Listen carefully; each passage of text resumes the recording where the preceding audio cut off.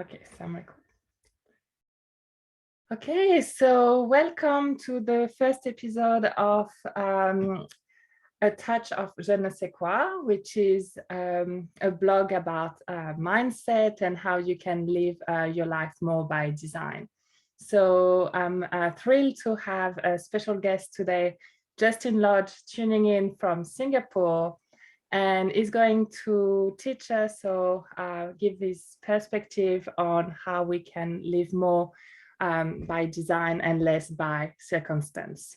So I'm really looking forward to what he has to say and the technique or tips he can give us so we can be a bit more in control and live life a bit more with intention and less by, outside forces throwing us out whenever it happens. So Justin, thank you so much for tuning in today. And yeah, I'm really excited to listen to what you have to say. Well, thank you very much, Chloe. I've really enjoyed that warm welcome, and I must say I'm honored and pleased to be your first guest. Thank you so much for this opportunity. I really appreciate it. And so in this episode, we would like to understand, what are your perspective on what it takes to live a life by design, and what do you want to help us understand today? Well, I think we all want a growth mindset, but we've all come from backgrounds where our not just ourselves, but our parents, our grandparents, great-grandparents, all of us have come from different, very different backgrounds, right? And we have that kind of collective family ancestral history that's built up in us, not just from our childhood and our upbringing, but from the epigenetics, right? So there's a whole set of information developed by Dr. Bruce Lipton that talks all about epigenetics and how we are constructed. So mindset is just one aspect of us. And so we get everything through epigenetics, through our DNA. All these different pieces come to us as a whole different collection of things that we are carrying around embedded in our bodies that affect our mindset. So when we talk about mindset, I don't talk about just the mind. I talk about the energy. I talk about the spiritual, the emotional, the physical, as well as the mental mindset. And each piece of those goes together. So it's one great big whole. Yeah, it's a person that is involved in a growth mindset. Yes. Yeah. And so the piece that really got me started on the journey, I think, was probably Eckhart Tolle. Years and years ago, I read The Power of Now. And he talked about how we are obsessed with our own pain. And you read some of the other psychologists and they talk about people escaping pain and chasing pleasure. And there's all these kind of pieces that they talk about in that we are unconscious about how we try to escape pain and we chase pleasure. And in doing that, there's a piece called the drama triangle. And the drama triangle is a unconscious mindset that we all adopt because we've been brought up as emotional human beings, and we can never escape that. But what we can do is get perspective in it. And Eckhart Tolle's book, Power of Now, talks about we are not our emotions. We are not, what if we can stand back and get perspective on what we think, then that's our first step to having some level of perspective on our mindset.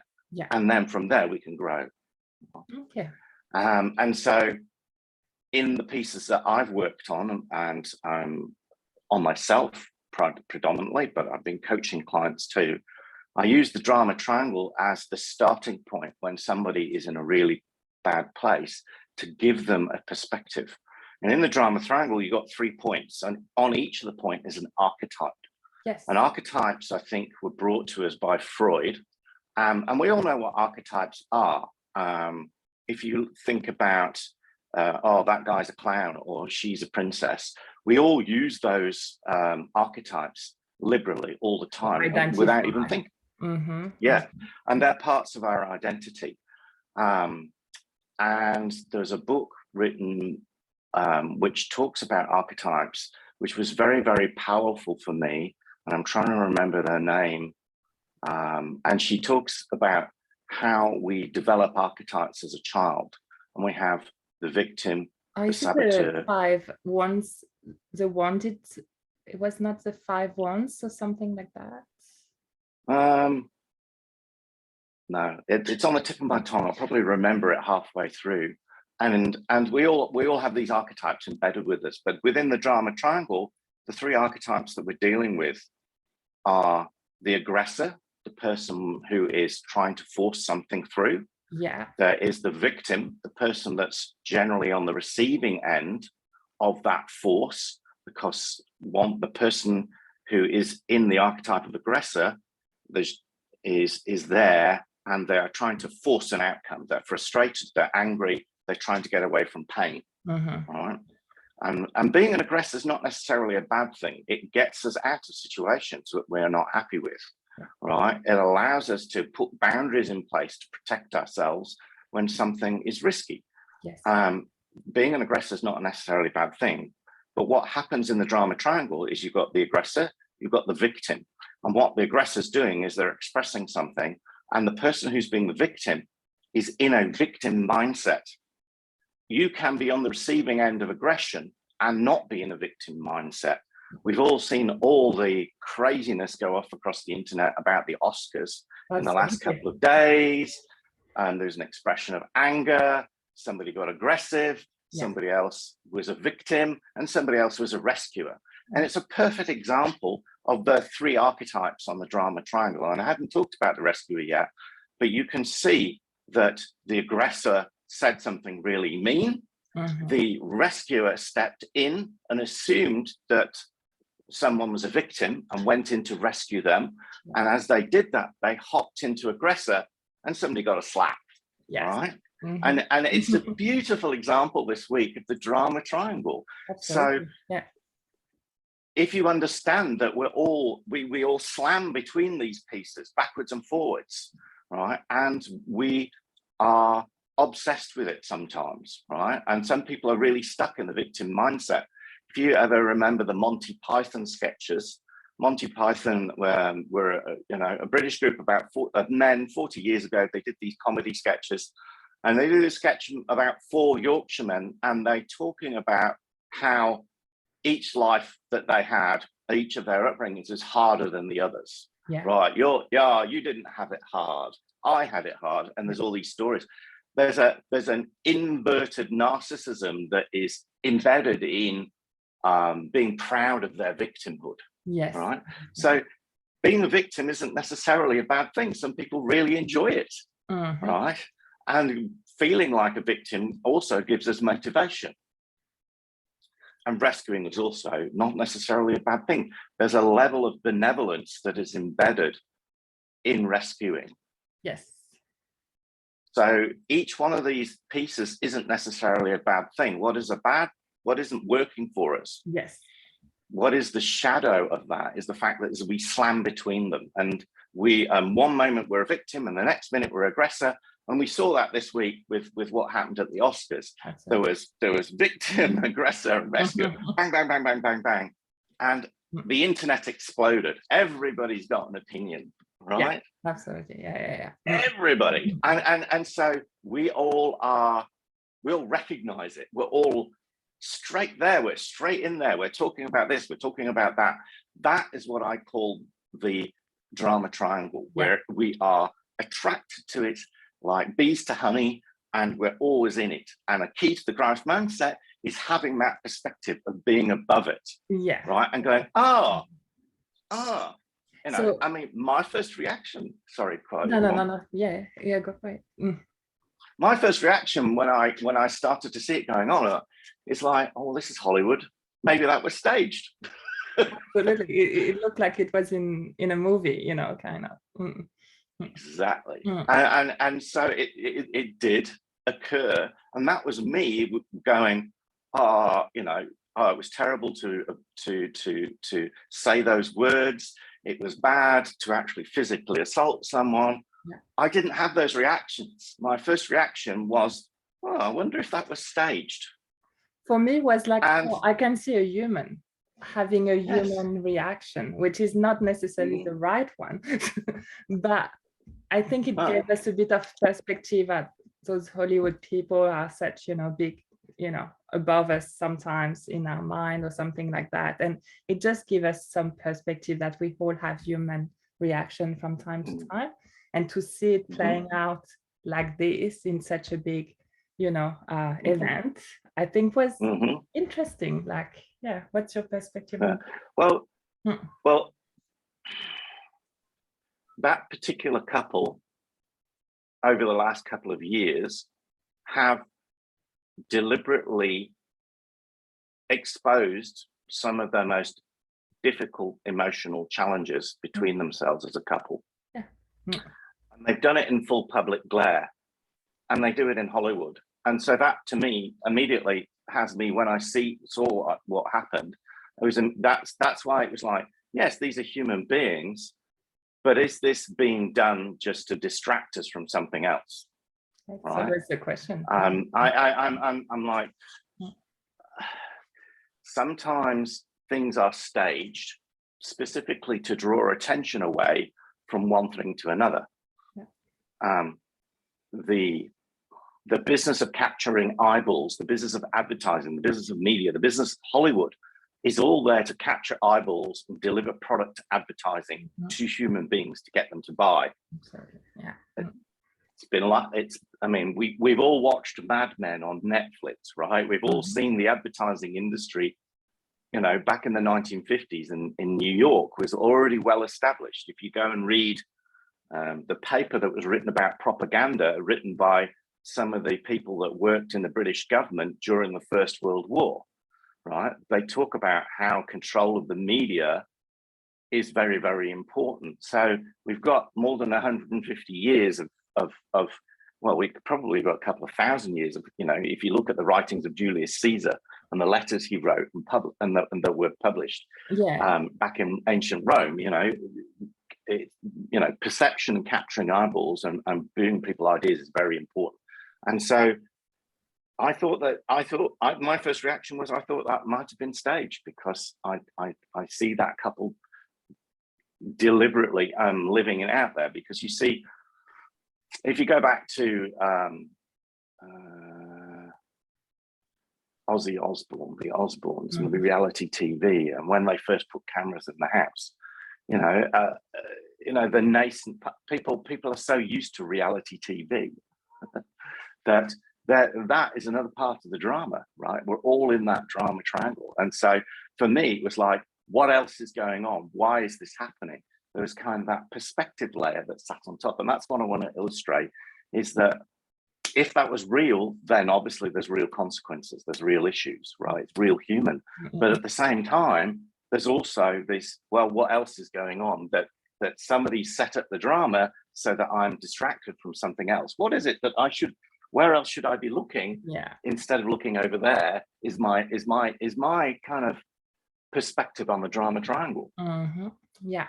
And so how does that play out for you? Like, how do you think we can go from the drama triangle to more state of flow and, you know, outside? Okay, so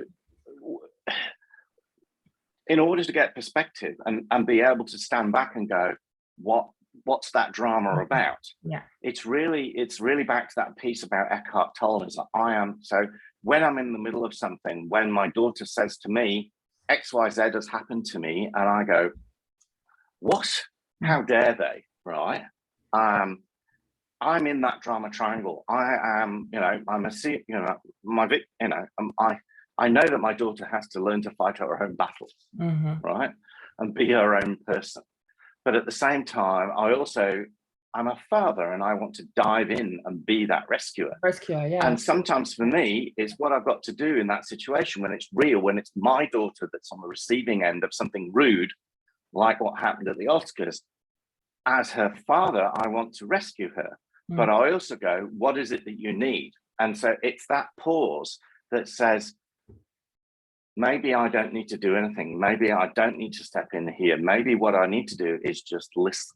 And I think that is the perspective you need, is that ability to listen and understand what is going on, ask the deeper questions, and then sit back and shut up and listen, right? Because for me, that's what getting perspective is all about, is being able to pause, observe, and then listen. So it's like giving the power back to the person instead of taking it away by being the rescuer. Yes. Yes. And yeah, so it's an ability to be able to just sit over the top and go, what's going on here? Okay, my daughter is feeling victimized by a situation because somebody's been rude to her, or has said or done something, and she's unhappy. And for me, it's like, and then it's like, well, it's her life. I should listen to her first before I jump in and do something or give someone a slap. Yeah. Right. Exactly. Yeah. We Right. can't all and so, do that. And so, you know, what I'm overcoming then, getting that perspective, is that my daughter needs to find her own way out of her own drama triangle. Right. So I need to allow and listen for that. And so if I see something that's a limiting belief, then I can hear that, and I can ask and wait. I wait for her, you know, to finish what she's got to say, and I listen. And then what I'm listening for is I'm listening for limiting beliefs, right? How did she feel disempowered? How did she react? And how could she reframe that, right? And so I don't do that without consent. So I wait until she's finished, and then I say, is it okay if I have a reflection for you on that? Right. Yeah. And she might say, no, I'm too angry, Dad. I don't want to talk about it. Right. But she might not. Right. Yeah. And so it's very easy for us to see other people's drama, but getting perspective on our own drama is the hardest. Very difficult. Yes, absolutely. Right. And so typically what we have is limiting beliefs, but we're unconscious of those limiting beliefs. And so an example of a limiting belief is that I was very unhappy in my relationship with my wife. I had been out on a date night, gone dancing for my birthday. She didn't want to dance with me. She wasn't enjoying herself. She basically didn't participate very much in the evening. And I met a friend a few days later, and she was single at the time. She was somebody I'd known for a while. And suddenly there was this spark of energy between us. There was this interest. And I went, oh, that's interesting. Haven't felt that in a long time. And then I suddenly realized that I'd spent my entire life this kind of gestalt process where I just went, oh my God, I've spent my entire life looking for evidence that I wasn't loved. Oh, yeah. And that's a limiting belief I had that I wasn't aware of. And when I got it, oh my gosh. Yes, you will find the people. You will find the people going to reflect that back to you. Yeah. That's right. And so that's why it's important to get a coach. That's why it's important to live your life and take the actions you need to take and get the feedback, and then talk about it with somebody who can give you the perspective on your limiting beliefs. I mean, for me, it was an overwhelming, crashing feeling of, oh my God, I've spent my entire life looking for evidence that I am not loved because of my upbringing, right? Yeah. And so that is what you need. And so that's where coaching comes in. And that's where getting a perspective on that limiting belief, as you talk about how the drama has affected you, and you talk about, well, I'm trying to get perspective on my drama and I can't see through it. That's why having a coach is really important, right? And then addressing that limiting belief is how you get your power back. Yeah. And that's what I did. It's like, oh my God, I need to flip this, right? I need to flip this. I need to go, what I should be really doing is just should be looking for evidence that I am loved. And the very next day, my wife told me she was leaving me. Oh, wow. Yeah. Right. And there was such a massive, massive rush of emotion. There was this relief that the relationship was finally over. And there was this grief that was there as well. But at the same time, because I'd shifted that limiting belief, looking for evidence that I was loved, I didn't find evidence that I wasn't loved, which is what I'd been spending decades doing previously. Yeah. And so in that moment, I still had all those people around me, the friends, you know, children. I knew I was still loved. And that carried me through that limiting belief, that getting rid of that limiting belief is what carried me through. So I got my power back. Yes. Yeah. On the day before, my wife chose to tell me she'd met somebody else and she was leaving me. Mm. And so that's what I want to, is that is powerful, right? To be able to go through that period of separation, that period of realization that that relationship was over. That is getting your power back and being able to get your power back. So my best friend came over and I was drunk. I had a fight with him. I nearly killed him. And then what happened? Oh yeah, my mum died. And they all happened within a month of me, within 3 months of me having that realization that I need to look for evidence that I was loved. And I haven't, and that's how I managed to stay within my power through that whole period of separation, divorce, shocking incident, and realizing I was out of control. I needed to get help. And then my mum passing away. And so all of those pieces together would be very, very normally, very, very emotionally crushing for all of us. And I can't pretend that it wasn't. But because I was looking for evidence that I was loved, that's what carried me through. And so when we get to these points and we go, oh, I'm frightened, right? Because that's the next piece that we go to, is once we step into that power, then we come up against fear, and we get the fear of exerting that power. Yeah. And that's the next piece, is like, what happens when we get in is that we feel frightened and we go, oh, now I'm powerful. You're almost frightened of your own power. So when you actually go and actually take those next steps to perhaps start a new relationship, or to do whatever you've got to do next, right? In those situations, you know, in some cases it's like you've got to lead the funeral, right? You know, there's a bunch of fear that comes up that's all about that, and you know, we get into that stuckness of the fear, all right? And so what we really want to be is, we really want to be in flow, and we know that we're powerful, but we can't actually take the next action because we feel stuck. And there's this experience that's like paralyzed will, right, if you like, and that's all that fear. And so fear of taking the next step is that stuckness. But on the other side of stuckness, there's you know, there's two different ways you can do it. You can, everybody's seen Gary Vaynerchuk, right? Gary V, Mm-hmm. right? Very, very popular, very, very popular speaker. Gary these days is a lot more relaxed, but when he first put out his videos, he was always rushed, he was always hurried, he always looked like he was one step away from dying, right? Because his complexion was always grey, a lot of his anger. eyes were sunk, So a lot much of sunken, and he was driving himself forward with anger, right? With grit and determination and aggression.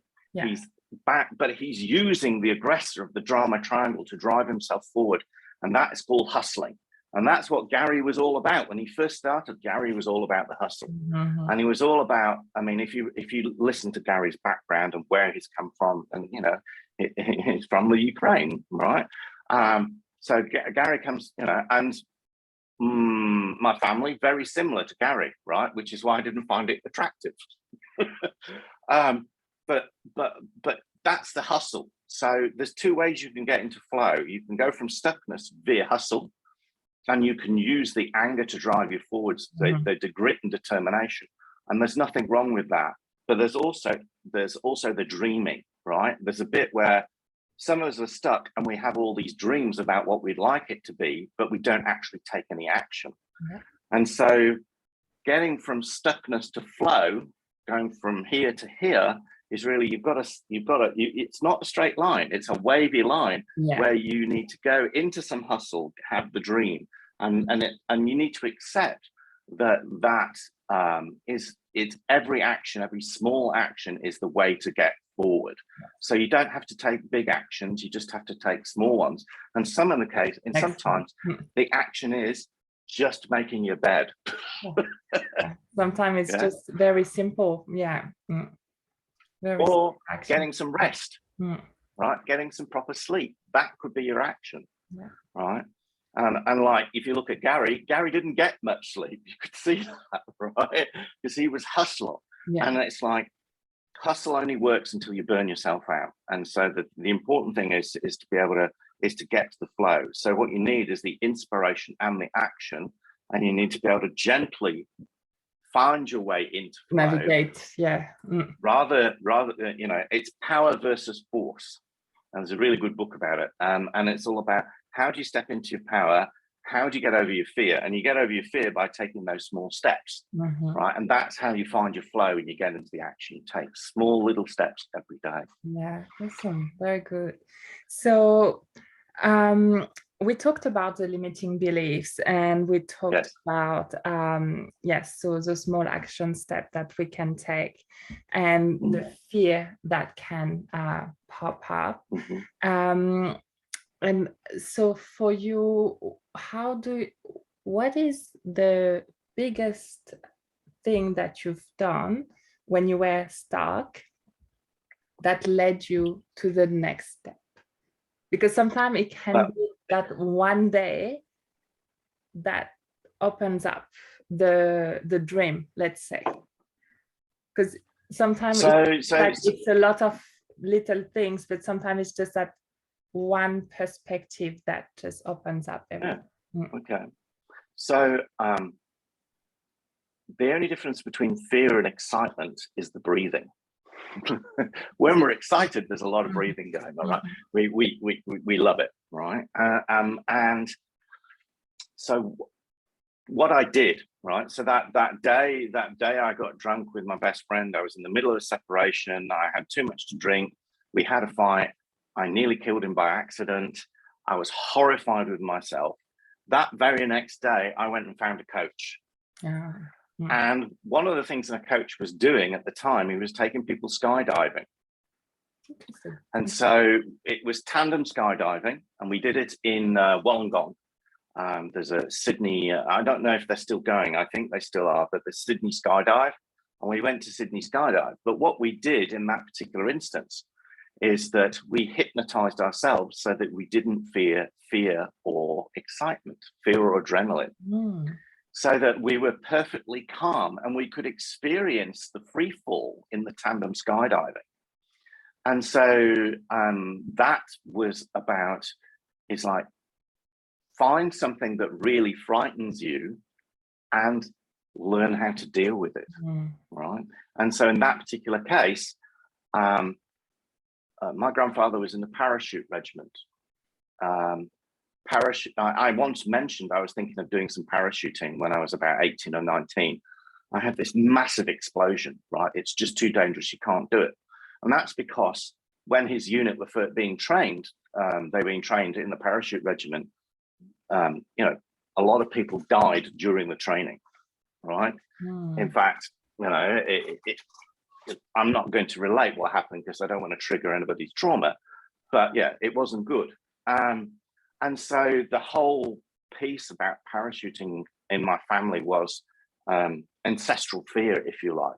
So I went and dealt with it. And I didn't know I was doing it at the time. I was completely unconscious of it, but I thought I need to deal with my fears. And so I did this course with this coach, and we hypnotized ourselves, and we went to the Wollongong and we hypnotized ourselves down so that we didn't feel fear or adrenaline. And what we also did is we also added a little piece to the self-hypnosis so that our perception of time was slowed. And so what happened is that we all got there, and some of us were still really frightened. And our coach worked with us one-on-one, and most of us were okay. We'd done the hypnosis. We felt calm and serene, right? And so all the guys that do the tandem skydiving, they're all adrenaline junkies. They love it, right? So when they come and talk to you, because you're tandem skydiving, they're behind you, you're strapped to them and the parachute, right? They're all yeah, and you're calm and serene, and so they were, you know, the Sydney Skydive were quite used to the coach that used to take his group, so it wasn't so much of a problem. But we're not hyped up, we're not feeling excited, we're not feeling frightened either. You know, there was one friend of ours, she was really struggling with drug addiction at the time, and she was throwing up, right? And then Pete, my coach, went and worked with her, and he got her to the point where she was calm and serene, and she, you know, we jumped out of the planes and we came down, and it was amazing. You're free falling at 200 kilometers an hour face down. And we did it, we went really high, so we got a good 30 seconds to a minute of free fall before the chute opened. And because our perception of time was slowed down, because we were calm and serene, we could actually experience, well, it feels like, it was like, wow, this is really loud. Well, what else is it going to be with 200 kilometers an hour face down, right? And then it was, oh, this is really loud, and this is really noisy, and oh, I'm falling through clouds. I can taste the clouds. Yeah, and so things that you would normally, if you go up and skydive, you're hyped off your head with adrenaline. You've got fear running rampant in your system, and we didn't have those feelings. And so that taught me how to face my fears. It taught me that I could be in control, that I didn't have to be controlled by my anger. I didn't have to be controlled by my fear, and that I could experience something without having to, you know, be able to step back and get my perspective. And it was brilliant. And so we did that skydiving, we came down and we landed, and it was just the most amazing experience of exhilaration. Yeah. The guy who was behind me thought it was really funny to spin me around. He didn't realize I had motion sickness. Okay. So I didn't feel too good once the chute opened and he was messing around. But the actual period of free fall was wonderful. That piece was really, really good. And then we landed, and like, it just felt really amazing to not feel fear, right? And so there was a level of, once you've landed, there's a level of, if you like, not just the calm and serenity, but you feel this burst of energy, real burst of energy. So this friend of mine who'd been struggling with drug addiction, she was screaming with laughter when she landed. She'd gone from somebody who was crippled by fear of everything in her life. She was using the drugs to numb herself out. She never needed them again, ever, right? Like that, gone, right? She had conquered her entire, everything that is to do with fear in her life was gone through that one process. Now, I'm not suggesting that everybody needs to do tandem skydiving and do these things, but there's lots of other ways. Yeah, there's lots of other things well, next time I come to Sydney, maybe we do that, Chloe. But we're going to do tandem skydiving together. But that experience is just amazing, truly amazing. And so that's just what it is get a coach, work on your fear, work out what frightens you, and then work with your coach on the shadow of the fear. Yeah. So your biggest recommendation is to get a coach. Yes, it is invest in someone that you like, trust, and admire. Absolutely. And that's very important, right? In some cases, you might not like, trust, and admire the coach. I've had coaches that I've had to let go, right? But it's really important that you like, trust, and admire them, and then get to work with them, right? What I find is every time I stepped up to the next level of my life, I always had a coach that presented itself, not necessarily looking for it. It was just like, okay, I'm just going to start working with that person. And they unlocked the next level of my life. And then they kind of faded away because their mission was done. And then the next coach is going to present itself and unlock the next level. So I feel like sometimes people might think, oh, it's just like one coach that's going to change my life. For me, it's been No, 15. it's going to be a series of them. Yeah. You know, I probably, look, I've got coaches and mentors, yeah. right? And so mentors tend to be a lot longer relationship where, yes, coaches, I've had, I'm probably 10, at least 10, I'd say. Oh yeah, something similar. and yeah, like the next level is going to be unlocked by, that growth mindset. And that's why we're talking about this today, because yes, it's not just to be successful, it's to have more like a fulfilling life. I think it's not just about the success or the abundance, it's more about this view of life. Because I think the what I've realized when we went into lockdown and we had all those pandemic happening, is like it didn't matter if you were rich or successful or not. We were not all in the same boat. No, not at all. But we have lost that freedom in some ways. And so absolutely, the only way to be free was to have that mindset of freedom. And for me, it was to go and start university, which sounds not like freedom, but it was the only thing I was in control at the time. It was the only thing I could do at that time that gave me a sense of freedom and control over my life. And so it could be a small thing that's just going to have a bit of a ripple effect later on. For sure. Absolutely. So for you, what do you think is that thing for you right now? Because you've stepped up and you have a successful business and you're helping so many people, and you've written a trilogy that is that's right. international bestseller on Amazon. I'm the same as you. I mean, right before lockdown, I moved to Singapore for a new job, right? A new step in my engineering career as an engineer.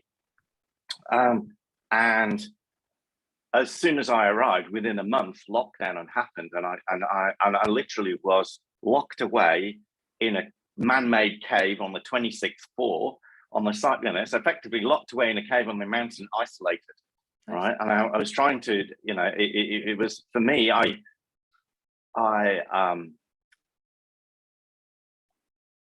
knew I had some books in me I wanted to write, and I had. The reason I got to Singapore is because I'd just done a transformational piece of coaching with a coach of mine. And the reason I got here was because I had held it together despite being burned out and broke.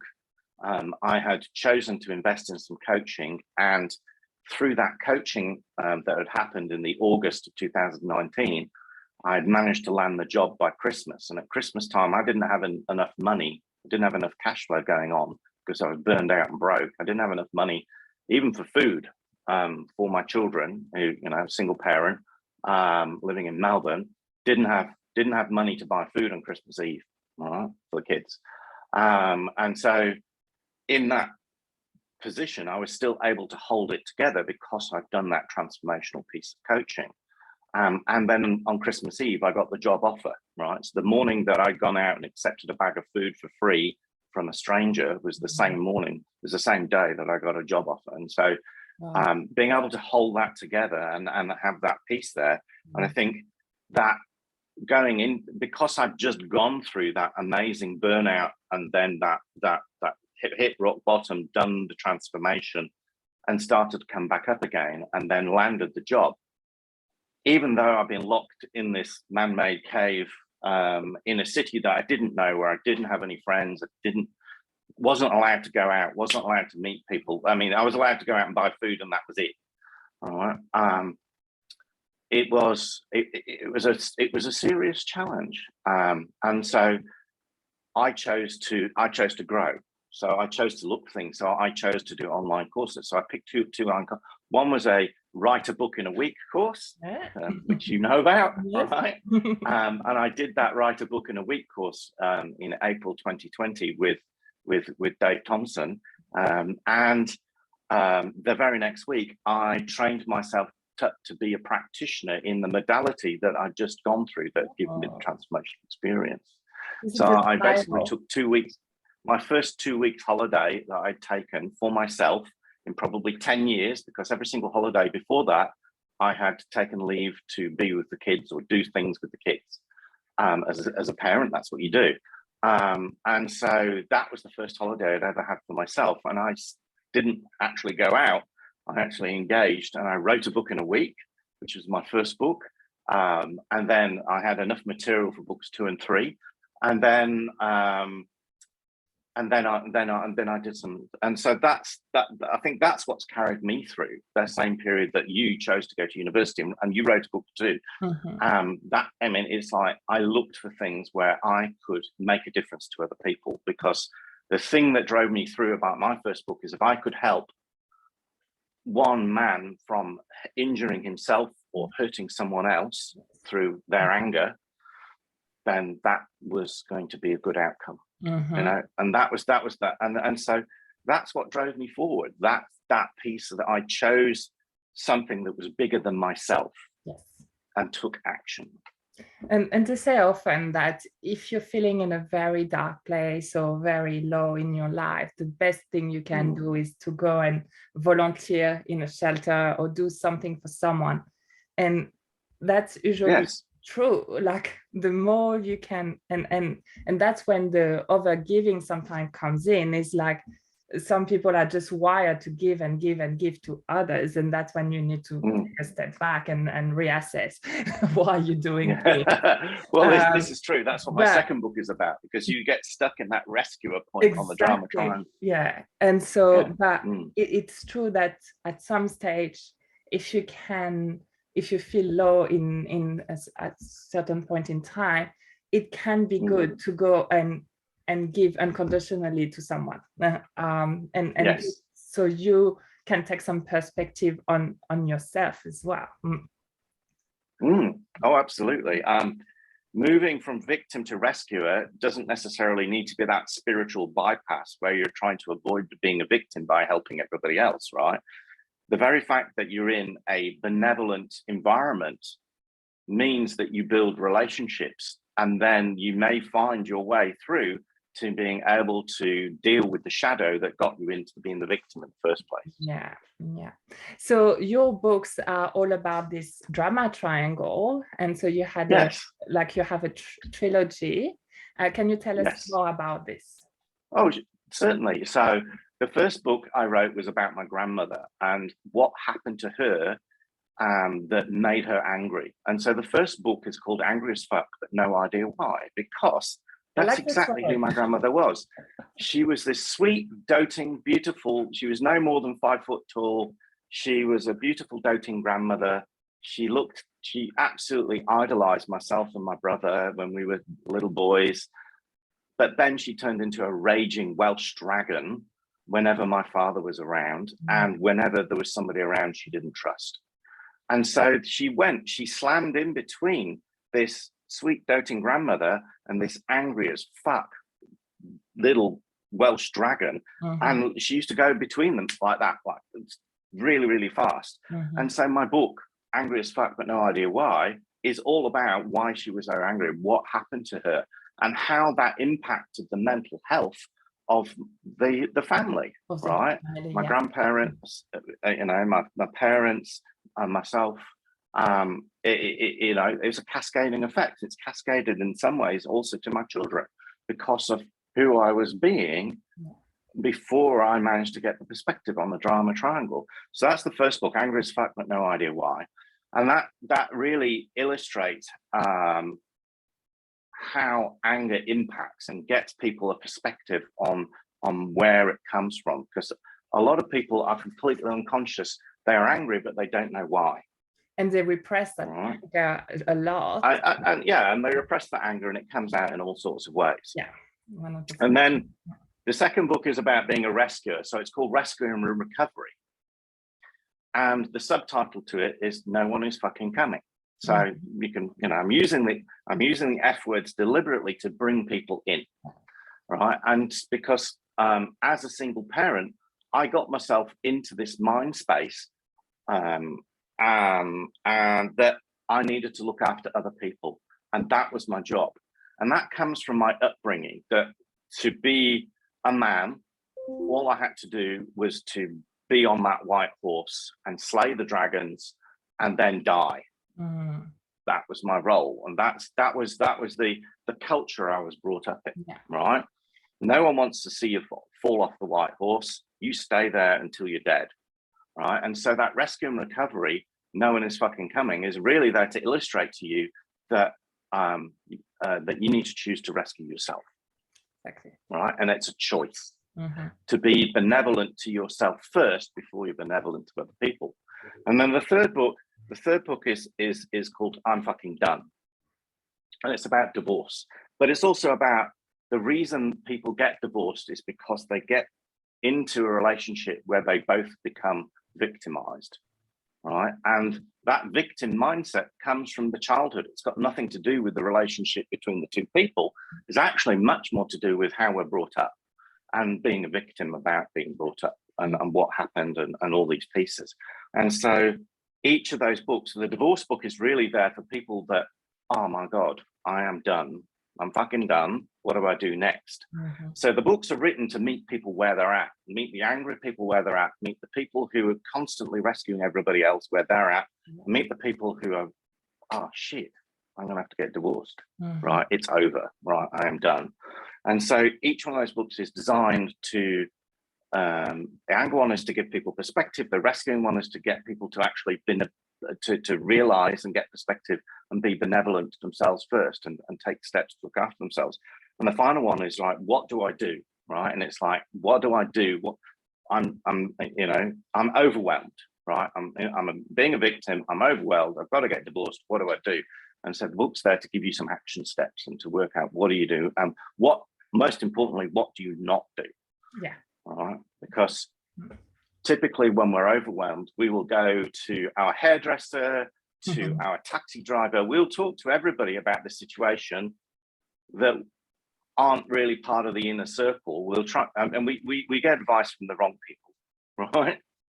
And so that's why that book's written. And so each one of those is written from a point of the drama triangle to meet people where they're at and give them the perspective they need to grow. Yeah, that's amazing.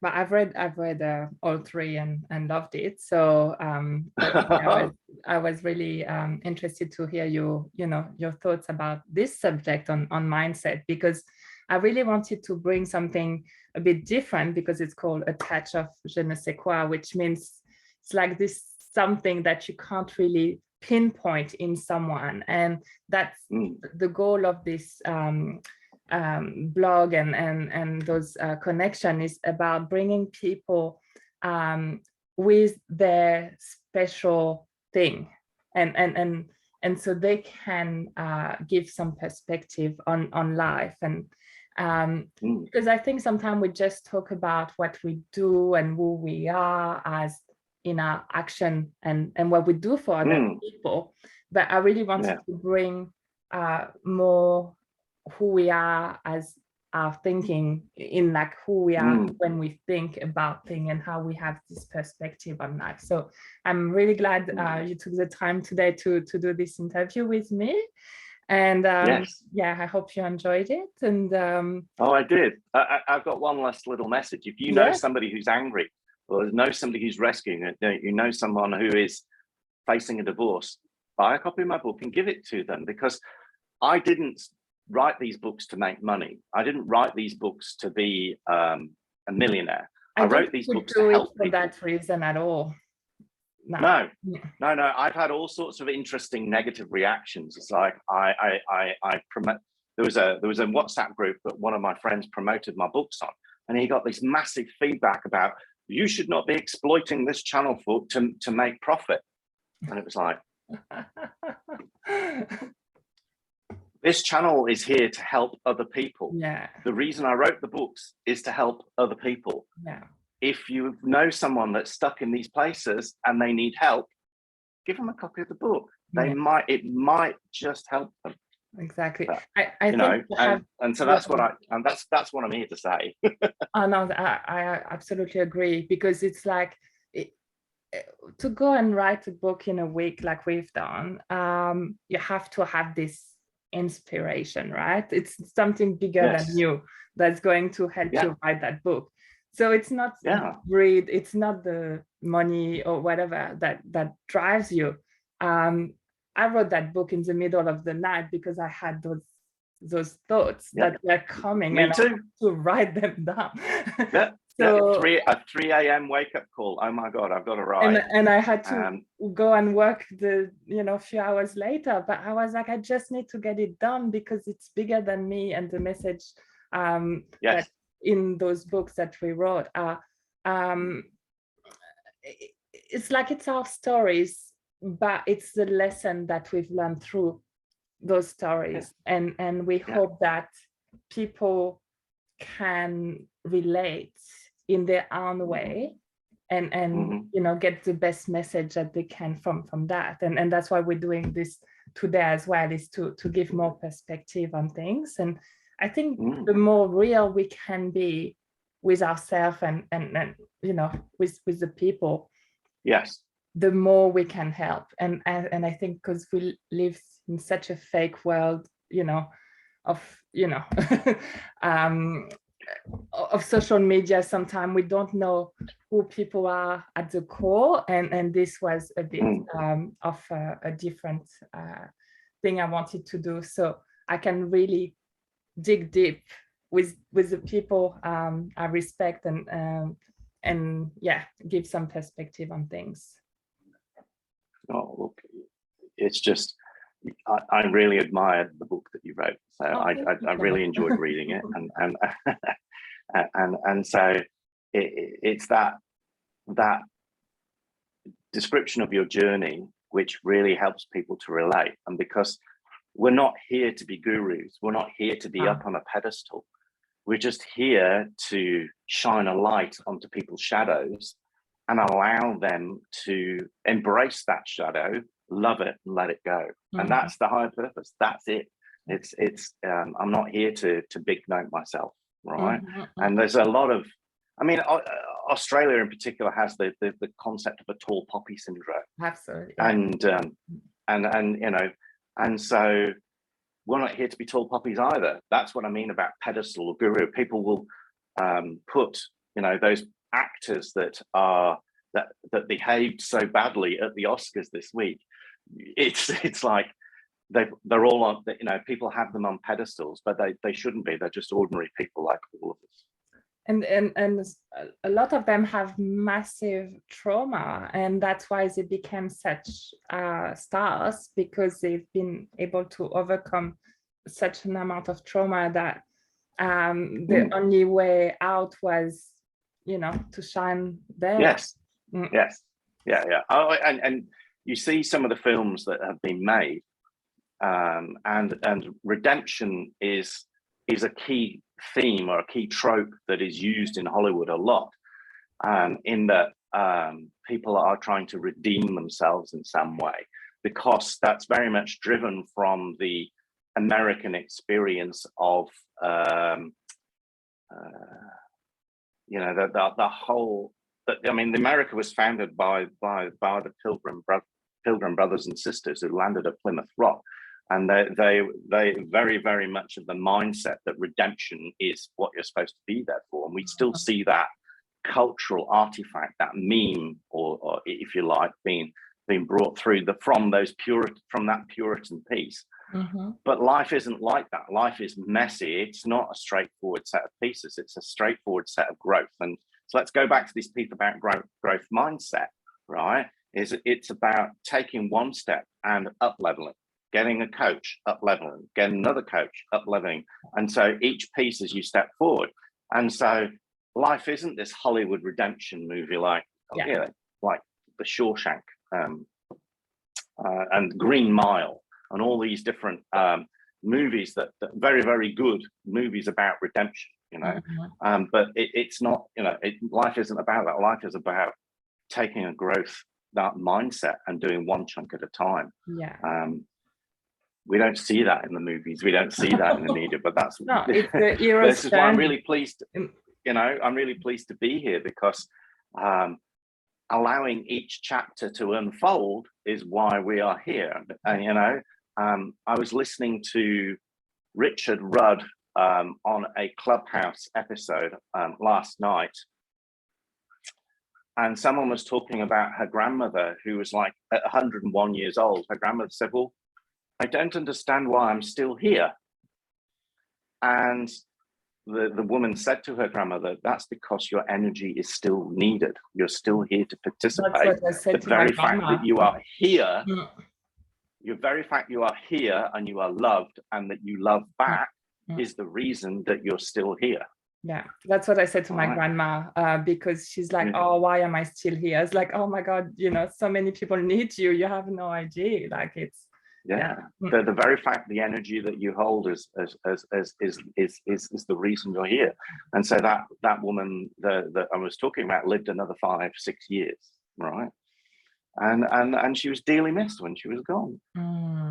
Yeah, absolutely. But thank you so much, Justin, for your time, like I said. And yes, I'm really looking forward to what's next for you and what is next for you.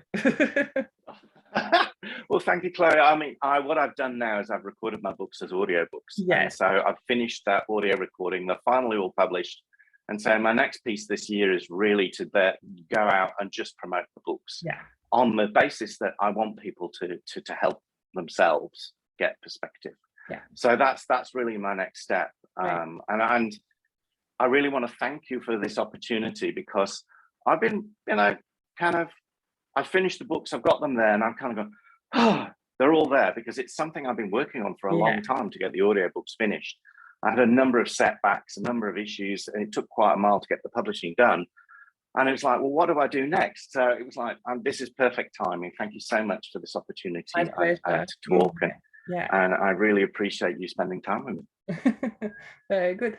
But have a great day, and we keep in touch. And we will. It goes well. Yes. I look forward to seeing you next time in Sydney. Yes. We don't have to go skydiving. I will need to prepare mentally for that. Thank you so much, Justin. Have a great day. Thank you, Chloe. Bye. You too. Bye.